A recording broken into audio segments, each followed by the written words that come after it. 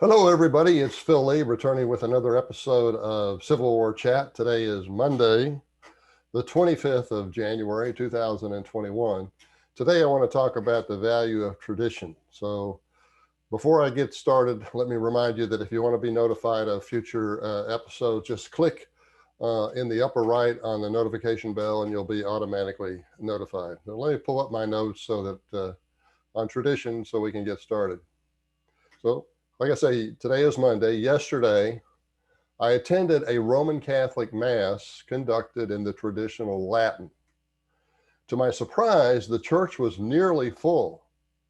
Moreover, a majority of the congregants were families with young children. Thinking that the service I attended might have been reserved chiefly for young families, I asked a member after the service was over if the other two services on that Sunday had different demographics. He said that all three sessions are typically composed of young families. I thought to myself, well, these parents are building tradition. Even though their lives are not yet at middle age, for some reason they find value in tradition. I'm fascinated by that, and I just pondered without really coming out with any, concrete answers. But let me just share some thoughts.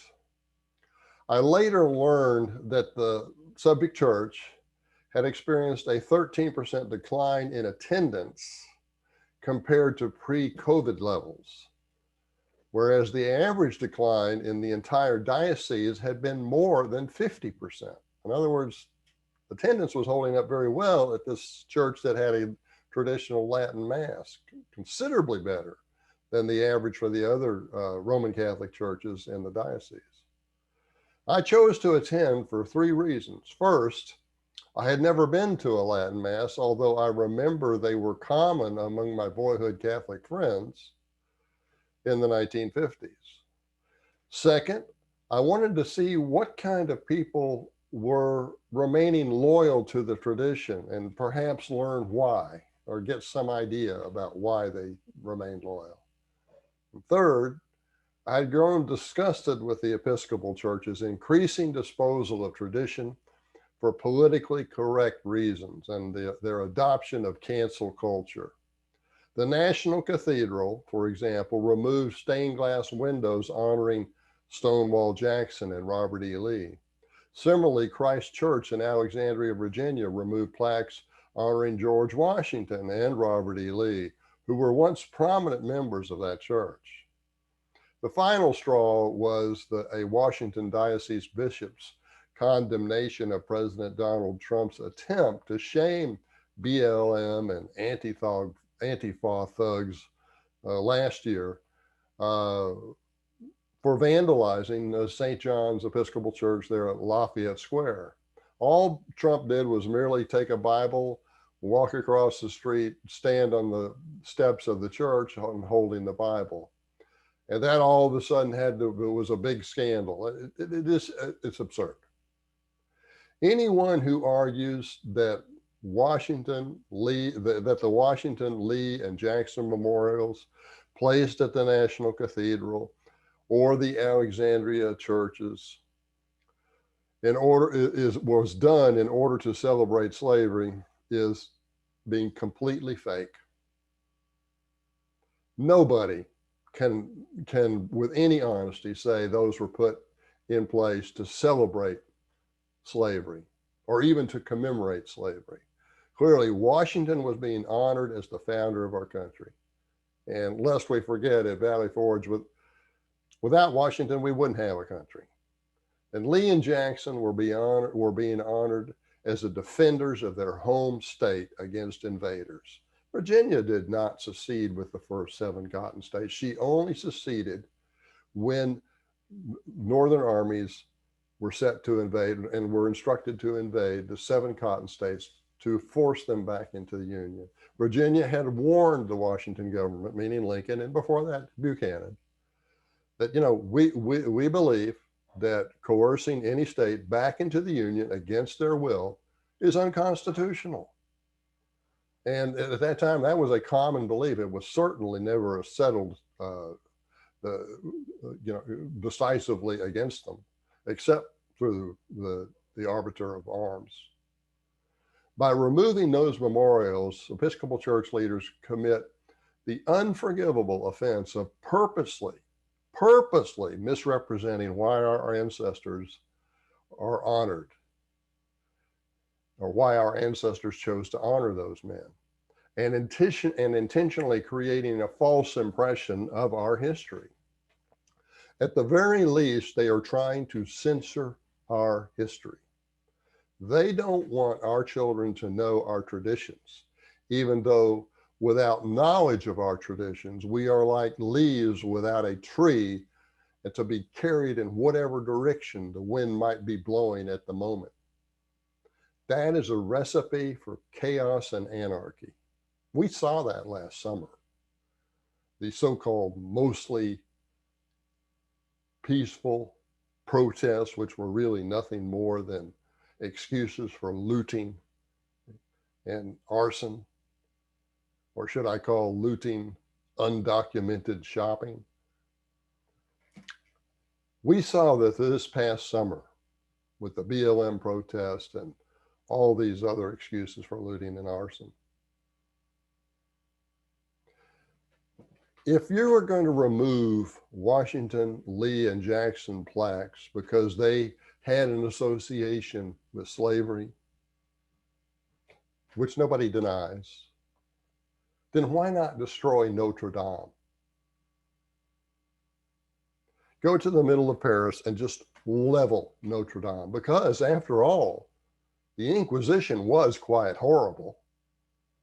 Why should we leave a memorial like Notre Dame in place when it's connected to a church that was involved in the Inquisition? Well, the reason is because of tradition and so many of the traditions that come with it. It's an absurd idea to destroy Notre Dame, and it's equally absurd to associate Washington, Lee, and Jackson memorials with their slavery. That was not why they were put up, and anybody that says that is simply lying, deliberately telling an untruth. Fortunately, the young families I observed yesterday value a connection with the past. Again, I don't know why, but perhaps it's a manifestation of the old Hebrew wisdom to honor one's father and mother. The fifth commandment is not conditioned upon whether our fathers and mothers were particularly perfect role models. We are commanded to honor them despite their flaws. Perhaps it is because they grew to an adulthood and learned some lessons we have yet to learn. It is narcissistic for those who worship an ephemeral spirit of this age without realizing that our society stands on the shoulders of giants who came before us and gave us their wisdom by way of tradition as a birthright. If we throw away our traditions, we had first better be sure we have something of equal or greater value to replace them. A call for unity that is really nothing more generous than a demand for tyrannical conformity to a zeitgeist is no such value. Let's take a look, for example, at the Latin Mass, done rarely now. But there was a time when it was the norm. And what resulted from that were wonderful musical compositions by composers such as Bach, Beethoven, Verdi, and many others. The Mass, the Latin Mass was set to music. It's unforgettable. That's all gone, okay? We don't have Mass in Latin anymore. There's no demand for musical compositions for the modern Mass. Now, not saying that's a good reason to go back to the Latin Mass, but I'm saying, once you gave up the Latin Mass, you lost that. All that remains of that tradition is what has already been done. A better example would be literature.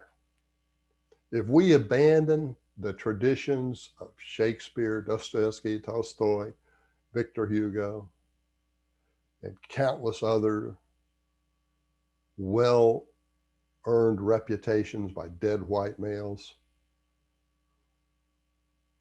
we lose the accumulated wisdom of all of that work. That's not to say that you can't study the works by living white females, living black females, living black men, living lesbians, living whatever. But to throw away the traditions in literature that have provided the wisdom that brought us here is absurd.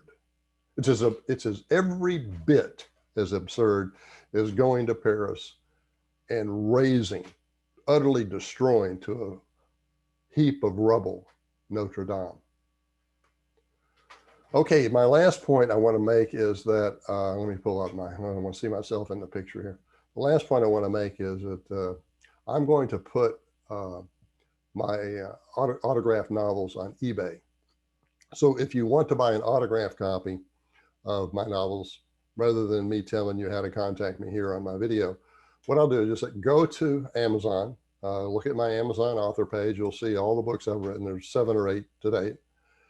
And if you want an autographed copy, you just go to eBay and look for that book. And if I'm the seller, I think my eBay name is Phil, Leiga, something like that. You'll recognize it. If I'm the seller, then that means that you'll be getting if you purchase it at eBay, you'll be getting an autographed copy. And so that's probably the best way to do it. So if you want autographed copies of my book to help support this video service, and also to help you get educated if you don't have the information you need to defend our Southern heritage, to defend the reasons for opposing this cancel culture. My books can help you. And if you think that's important, then buy them. Okay, that's our show for today, and thanks for watching.